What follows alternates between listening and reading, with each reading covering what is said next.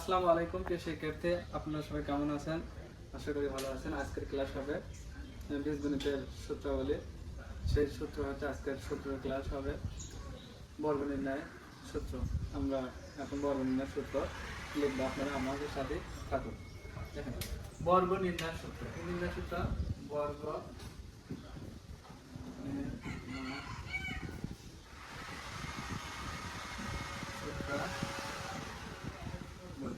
তাহলে বর্গ নির্ণয় সূত্র বলে, বর্গ নির্ণয় সূত্র তিনটি সূত্র আছে। কয়টি সূত্র? তিনটি।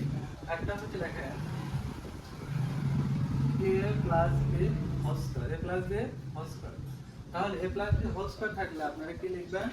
Square plus 2ab plus b square. তাহলে দেখেন a প্লাস b একটা আছে, আরেকটা হচ্ছে a minus b whole square. তাহলে দেখেন a minus b whole square যদি থাকে কি লিখবেন? Square minus 2ab plus b square. তাহলে আরেকটা সূত্র আছে 3 number, a plus b plus c। এরকম যদি থাকে হোল স্কয়ার, সেই ক্ষেত্রে কি লিখবেন? Square plus b square plus c square plus 2 ab plus bc plus ca।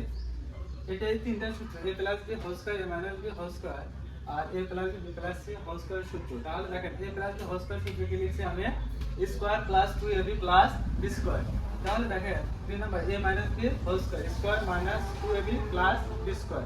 তাহলে a plus b plus plus c whole square থাকলে কি লেখা যায়? Square plus b square plus c square plus 2 into ab plus bc plus ca।